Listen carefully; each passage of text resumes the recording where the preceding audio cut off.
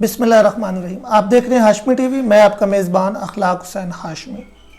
दो हलकों में NA 249 और PP 84 के बाई पोल्स में PTI को शिकस्त का सामना करना पड़ा है।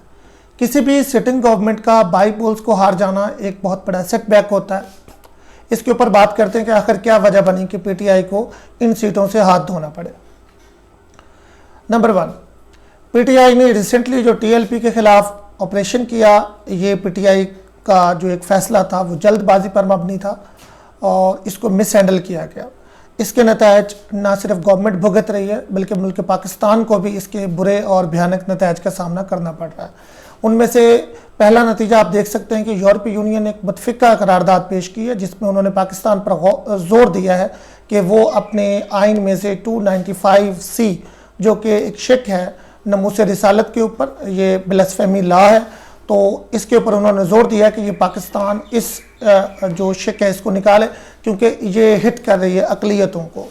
तो अब गवर्नमेंट को जो है ना सिर्फ ये अब बताना पड़ रहा है कि ब्लास्फेमी लॉ जो है वो अक़लियतों के ख़िलाफ़ नहीं जाता और अक़लियतों का बाकायदा पाकिस्तान के आइन के अंदर जो है उनके हकूक़ मौजूद हैं और उनको तहफ़्फ़ुज़ हासिल है, बल्कि इसके साथ अब वज़ीर-ए-आज़म पाकिस्तान को OIC के सरबराहान के साथ मुलाकात करके उनको एक पेज पर लाने की ज़रूरत पेश आ गई है कि वो दुनिया को एक मैसेज दें कि हम नमूस रिसालत के ऊपर किसी भी तरह के कंप्रोमाइज़ के लिए तैयार नहीं है। दूसरी बात है महंगाई का जिन जो PTI से बिल्कुल भी काबू में नहीं आ रहा। बहुत कोशिशों के बावजूद भी जो गवर्नमेंट प्राइस लगाती है किसी चीज़ के ऊपर जिसको फेयर प्राइस कहते हैं, उस प्राइस के ऊपर वो चीज़ या तो मार्केट से वैसे ही गायब हो जाती है या वो उस प्राइस के ऊपर बिल्कुल नहीं मिलती।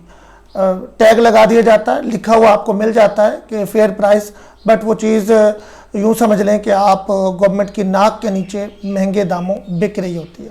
आखिर प्राइस कंट्रोल करवाना किसका काम है और गवर्नमेंट इसमें क्यों नाकाम हुई है, उसकी एक छोटी सी झलक अभी हाल ही में आपने फिरदौस, आशिक अवान और सोनिया सदफ जो कि सियालकोट की AC साहिबा हैं, उनकी जो हल्की फुल्की नोक झोंक है उसमें आपको नज़र आ गई होगी।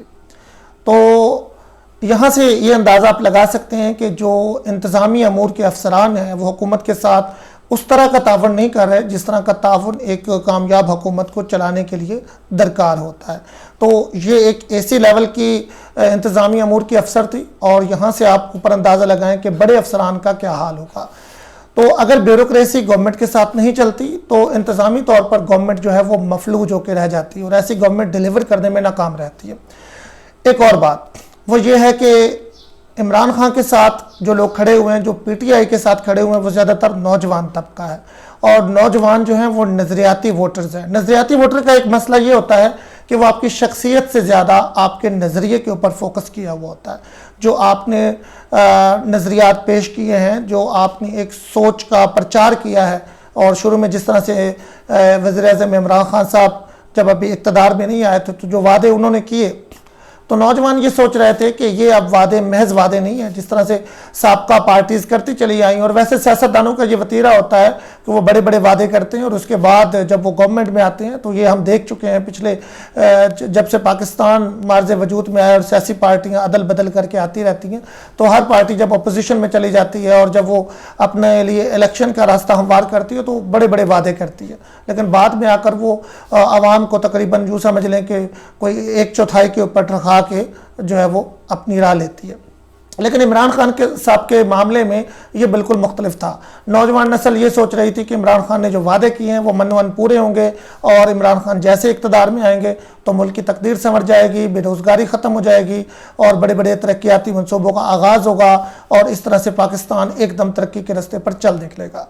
लेकिन आइडियलिज़म और रियलिज़म में बहुत ज़्यादा फ़र्क होता है। इमरान खान ने नौजवान नस्ल को एक आइडियलिज़म की दुनिया में इमरान खान लेके गए हैं जो कि रियल दुनिया से बहुत मुख्तलिफ है और अगर PTI जितने वादे कर चुकी है उससे आधे भी डिलीवर करने में कामयाब होती है तो ये बड़ी कामयाबी तस्वर होगी।